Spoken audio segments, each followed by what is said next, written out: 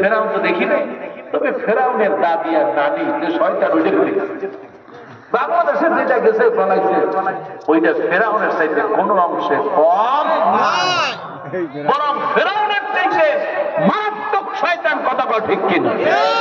মুসলমান জোরে কেউ ঠিক কিনা? এখন আবার কয় আমরা আসেন, আপনাকে ওয়েলকাম জানাই।